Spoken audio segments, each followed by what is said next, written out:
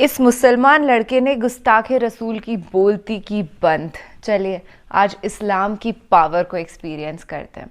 कल मैंने एक वीडियो देखा था जिसके अंदर एक सनातनी भाई जो थे, हिंदू पुलिस वाले, वो मुस्लिमों की महफिल में जाकर के ये ऐलान कर रहे थे कि नबी पाक सल्लल्लाहु अलैहि वसल्लम आखिरी पैगंबर अल्लाह सुब्हान व तआला के हमारे रसूल अल्लाह कितने महान हैं और उनकी जो टीचिंग्स एंड प्रीचिंग्स हैं वो हमारे साथ ज़िंदगी भर रहने वाली है।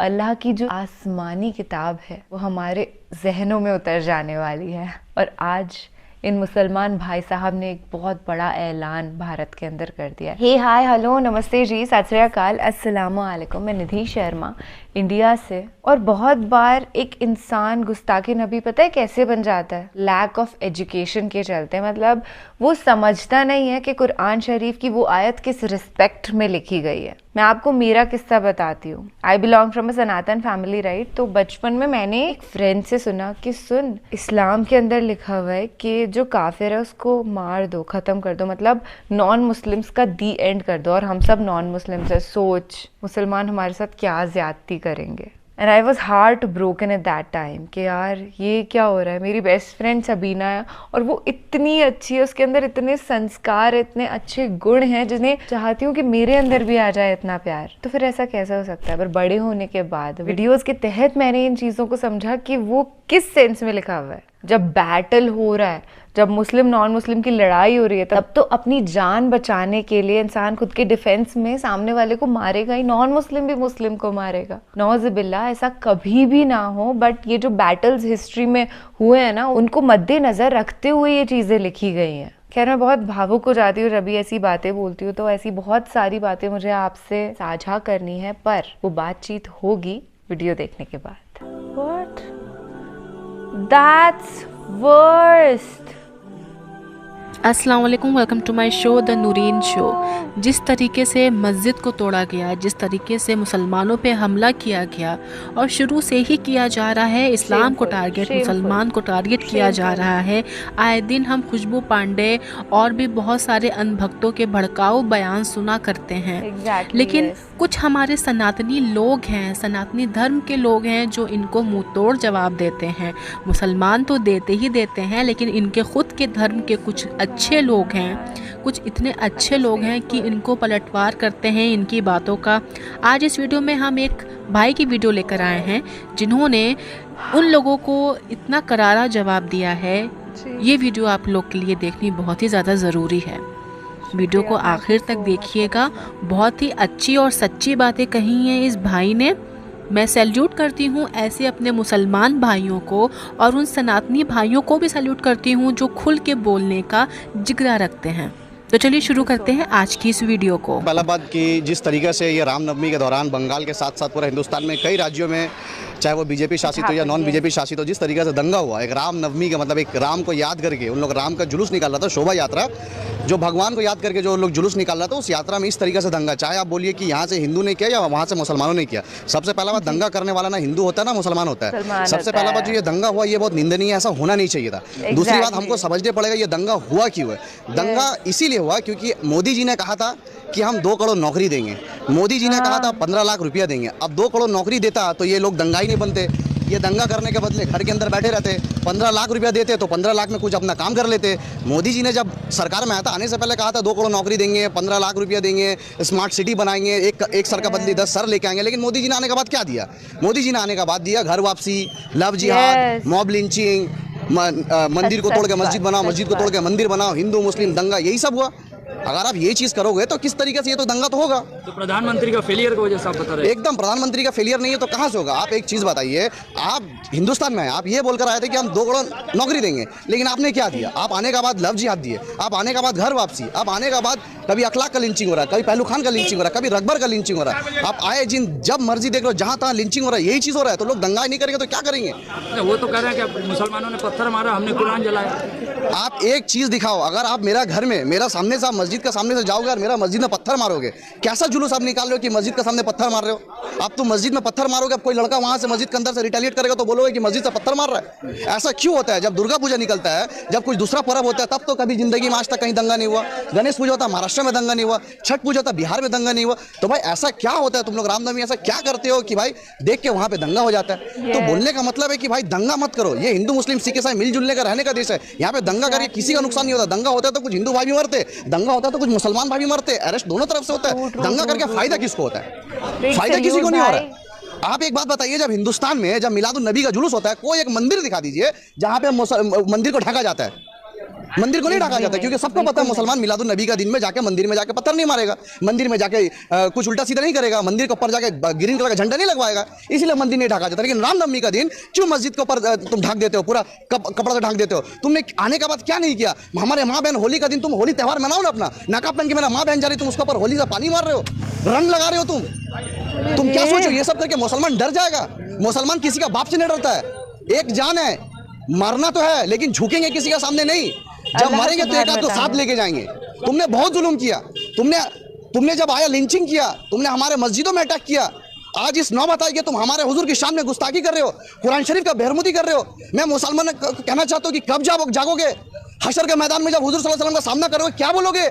तो जब जिंदा थे तब तुम्हारे सामने हुजूर का शान में गाली दी जा रही थी, तुम घर में सो रहे थे, तुम्हारे इज्जत लूटी जा रही है, मस्जिद में ईटा मारा जा रहा है, मस्जिद में पत्थर मारा जा रहा है, हमारा माँ बहनों के ऊपर अत्याचार हो रहा है, आए दिन हुजूर का शान में गुस्ताखी हो रहा है, मुसलमान को आए दिन लिंचिंग करने का बात हो रहा है, लेकिन मुसलमान घर में बैठा है। कब जागोगे?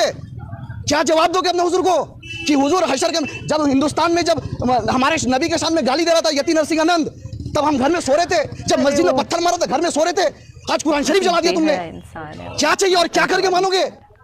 कुरान शरीफ जला रहे हो। मुसलमान भी हिंदू का तरह हाथ में तलवार नहीं, मैं नहीं कह रहा हूँ संवैधानिक तरीके से मुसलमान प्रोटेस्ट करे। मैं नहीं कह रहा कि मुसलमान सड़क में आके हिंदू को मारे, ये तरीका नहीं है, ये संविधान इजाजत नहीं देता है, हमारे कौम इजाजत नहीं देता है, हमारे माँ बाप इजाजत नहीं देता है, हमारे बुजुर्ग नहीं बोला कि तुम हिंदू को पकड़ को मारो। नहीं, तुम प्रोटेस्ट करो। और मैं कहना चाहता हूँ कि अगर अपना नबी से प्यार करते हो, अपना कौम से प्यार करते हो, हिंदुस्तान से प्यार करते हो, कि हर गलत चीज के खिलाफ तुम आवाज उठाओ। अगर कोई भगवत गीता को गाली दे तो तुम सड़क में आओ, कोई कुरान को गाली दे तो तुम सड़क में आओ। ऐसा नहीं है कि हम मुसलमान है तो कुरान को लेकर बोले, लेकिन कितना बर्दाश्त करेंगे? आप एक बात बताइए, दिन मस्जिद में हमला किया जा रहा है, कितना मुसलमान सड़क में आया? आज बताइए, खुदा ना खास्ता इम्तियाज जलील औरंगाबाद में सारा रात मंदिर के अंदर था। क्यों मंदिर के अंदर था? क्योंकि उनको पता था अगर एक मंदिर में आग लग गया, अगर एक मंदिर में पत्थर चला हो गया, पूरा हिंदुस्तान में दंगा मच जाएगा। तो हम तुम्हारा मंदिर बचाएंगे, अब तुम हमारा मस्जिद पे पत्थर मारोगे, ये सेकुलरिज्म है। और अगर हम ऐसा बात बोलेंगे तो आप बोलोगे ये मुसलमान का बात करता है। तो कौम के रहनुमा तो जागे हुए हैं, आवाज उठा रहे हैं लगातार। अरे कौम का कौन सा रहनुमा की बात कर रहे हो? यहाँ पे नया नया सब बाबा पैदा हुआ है इन लोगों का। एक बाबा मरा हुआ को जिंदा कर रहा है, जिंदा को मार दे रहा है, ऐसा तो बाबा पैदा हुआ है। कैंसर अस्पताल में सही नहीं हो रहा, बाबा का बाज रहा, होम शिप बैलेंस करके वो ठीक कर दे रहा है। तुम ये सब पैदा करके कर रहे हो, लेकिन बोल रहे हिंदू राष्ट्र बनेगा। क्या चीज का हिंदू राष्ट्र भाई? क्या चीज का हिंदू राष्ट्र? लेकिन कोई सवाल नहीं करता है। ममता बनर्जी का सरकार में आदमी अर्जुन सिंह जो बीजेपी के एमपी था, उससे पूछा गया कि बीजेपी कह रही है हिंदू राष्ट्र बनाएंगे, आप क्या कहना चाहते हैं? उन्होंने कहा कि फ्यूचर में देखा जाएगा। क्यों? तुम सेकुलर सरकार हो, तुम बोलो कि हिंदू राष्ट्र नहीं बन सकता, बोलो तुम हिंदू राष्ट्र नहीं बनेगा। ये हिंदुओं का जितना हक है, मुसलमानों का भी उतना हक है। आप हिंदू मुसलमान का हमें हिंदू राष्ट्र की बात करोगे, लेकिन सेकुलर सरकार की भी आवाज नहीं उठाएगी। इसका मतलब आए दिन तो हिंदू को मुसलमान को भड़काते जा रहे हो। मुसलमान को तुम हमेशा हमारा इसका पैट्रियोटिज्म का ऊपर सवाल उठाया जाता है। हमें देशद्रोही बोले। You are questioning on our patriotism. You are questioning our patriotism. If you want me to show my patriotism by chanting Bharat माता की जय, वंदे मातरम, ये सब कह के अगर तुम बोलते हो कि हम देश से भक्ति का अगर सर्टिफिकेट चाहिए, तुम्हारा वैसा सर्टिफिकेट केस का मकबूल अपना जूती में रखता है। संविधान में कहीं लिखा नहीं है भारत माता की जय बोलने होगा। भारत माता की जय बोलेकर मुसलमान को मारोगे, ये मोहब्बत है? भारत माता की जय बोले मस्जिद में ईटा मारोगे, ये मोहब्बत है? भारत माता की जय बोलेगा कुरान शरीफ जलाओगे, ये मोहब्बत है? मदरसा जला दिया तुमने, 4,500 किताबें जला दी तुमने, कितना जुल्म करोगे? इद्रिस पाशा को मार दिया तुमने। अमित शाह ने क्या कहा कि अगर हमारे सरकार है तो उल्टा टंगा देते। मध्य प्रदेश में किसका सरकार है? मध्य प्रदेश में किसका सरकार है? हरियाणा में किसका सरकार है? उत्तर प्रदेश में किसका सरकार है? बिल्किस बानो हमारी बहन को उनको जो रेप किया तो उल्टा टंगाओ ना तुम, उल्टा टंगाओ तुम। क्यों नहीं टंगाते उसको उल्टा? तो बीजेपी राष्ट्र में ये तो बीजेपी जहाँ रूलिंग में है, ये तो घटना देखने को नहीं मिलती है ना लगातार। खाली मध्य प्रदेश कहाँ है? मध्य प्रदेश में कौन है? उत्तर प्रदेश में कौन है? हरियाणा में कौन है? ये लोग सीधे हम धमका रहे, फरीदाबाद से राम जुलूस निकाल रहे, सभी बर्बाद करने के लिए कर रहे हैं वो सब काम। रामनवमी का जुलूस निकाला फरीदाबाद से, एक भाई कह रहा है कि मुल्ले बाबर की औलाद पत्थर मार के दिखाओ। अरे मेरे भाई, मुसलमान को पत्थर नहीं मारना है। तुम अपना रामनवमी निकालो। हम नहीं कहते कि तुम रामनवमी निकालो तो हम मारेंगे, नहीं मारेंगे भाई। तुम क्या जोश देखने मारो कि मुसलमान को बोले मार के दिखाओ? अरे नहीं मारेंगे। कोई बोला है, कोई मुसलमान बोला है कि तुम्हारा रामनवमी जुलूस मारेंगे? नहीं मारेंगे। लेकिन मारोगे तो जवाब दिया जाएगा। अगर तुम मारोगे तो तुमको ईंटा का जवाब पत्थर से दिया जाएगा। बहुत बर्दाश्त कर लिया, बहुत बर्दाश्त हो गया। 2014 के बाद से तुम एनआरसी लाए, सीएए लाए, ट्रिपल तलाक लाए, 370 हटाए, तुम काले कानून लाए, आए दिन तुम एक्टिविस्ट को अंदर कर दे रहे हो। तुम्हारे खिलाफ पत्रकारिता कोई नहीं कर सकता। अरे मोदी जी, अपने देश को क्या बना दिया? इंडिया का रैंकिंग देखो, इंडिया का स्तर कहाँ है? भुखमरी में इंडिया आगे है। आप अभी आज एक का रिपोर्ट है कि उत्तर प्रदेश में क्लास 12 का इतिहास से मुगल का चैप्टर हटा दिया। अरे मुगल का चैप्टर हटा दोगे तो जब जो विदेश से लोग आते हैं, क्या देखने आते हैं? अक्षरधाम देखने कोई नहीं आता है, उदयपुर देखने कोई नहीं आता है। आता है ताजमहल देखने, जो आपका बाप बनाया। जो मुगल को गाली दे रहे हो उन लोगों ने जब बनाया। ताजमहल देखने आता है, लाल किला देखने आता है, फतेहपुर सीकरी देखने आता है, चार मीनार देखने आता है, कुतुब मीनार देखने आता है। अक्षरधाम भी कोई देखने नहीं आता है और कोई दूसरा चीज देखने नहीं आता। मुगल का चैप्टर हटा दे। मैं कह रहा हूँ योगी जी, अब मुगल का चैप्टर मत हटाइए। आप तो नाम परिवर्तन कर देते ना। तो आप एक काम कीजिए, मुगल का नाम अकबर का जगह अपना नाम दे दीजिए, इतिहास में लिख दीजिए योगी जी ताजमहल बनाया था, और कोई जगह लिख दीजिए मोदी जी फतेहपुर सीकरी बनाया था। तो नाम बदल दीजिए, आपका नाम बड़ा हो जाएगा। आप इतिहास को मिटा दोगे? हिम्मत है तो तोड़ दो भाई, सब कुछ तोड़ दो। कौन सा इतिहास बना रहे हो? कौन सा हिंदू मुस्लिम का दंगा लाके इतिहास बना रहे हो आप? कहाँ दंगा नहीं हुआ? दिल्ली में क्या हुआ? दिल्ली में क्या हुआ? आप लोग कैसे, हाँ, जहाँ गजबा हिंद लाने की कोशिश कर रहे हैं वहाँ दंगा हो रहा है। कहाँ गजवा हिंद? कौन सा गजवा हिंद का बात कर रहे हो? कोई गजवा, कौन सुनिए गजवा है? गुजरात मॉडल जैसा बना तो उसे हिंदुस्तान का मॉडल बनाया जाए। कौन सा गुजरात मॉडल की बात करते हो? 2002 में जो दंगा, उस गुजरात मॉडल की बात करते हो? और मैं आप जैसे पत्रकारों को कहना चाहता हूं कि आप लोग हमेशा बीजेपी से सवाल क्यों करते हैं? बिहार में किसका सरकार है? बीजेपी का सरकार है। बिहार में किसका, झारखंड में किसका सरकार है? बीजेपी का सरकार है। पिछला साल जब राजस्थान में जब दंगा हुआ था, किसका? कांग्रेस का सरकार है। आप लोग हमेशा बीजेपी से सवाल करते हो, क्यों नहीं कांग्रेस से पूछा क्या मुसलमान का वोट लेते? मुसलमान का सुरक्षा कौन देगा? जुनैद नासिर को मारा गया, मोनू मानेसर का नाम अपने फाइल से हटा दिया। कौन हटाया? बीजेपी हटाया, कांग्रेस हटाया राजस्थान से। आप बंगाल में ममता बनर्जी से क्यों नहीं पूछते हो कि ममता बनर्जी शिवपुर में मान लिया आपका फेलियर है और आप कैसे मुख्यमंत्री है? आप बोलते कि एक मैनेजर हमको पता था और आपका इंटेलिजेंस क्या कर रही थी? आपको पता होने के बावजूद दंगा हो गया। चलिए मान लिया कि बीजेपी ने कराया, लेकिन हुगली में क्या हुआ? हुगली में क्या हुआ? इसका मतलब क्या मांग रहे? कि दंगा लगा के मुसलमानों को डरा के मुसलमानों का वोट लेना, ये मांग रहे?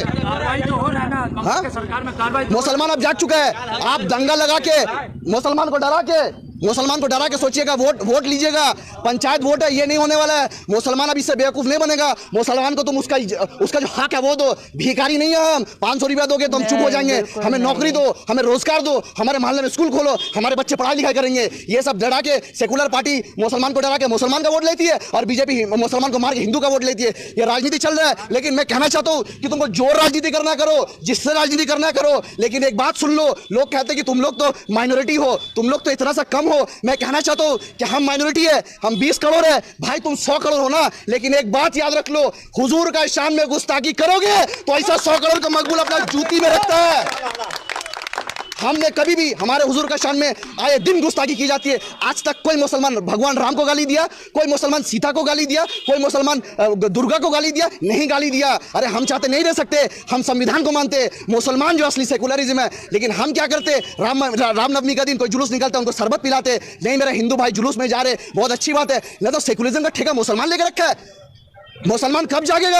मैं यही पूछ रहा हूं कि ममता बनर्जी को जाना चाहिए था, नीतीश कुमार को जाना चाहिए था। बिहार के मुसलमानों को तो जूता से मारना चाहिए। तुम कैसा मुसलमान हो? मदरसा जला दिया, 4,500 बुक जला दिया, कुरान शरीफ जला दिया, मस्जिद के अंदर आग लगा दिया। अब तुम हराम का पैसा का इफ्तारी खा रहे हो।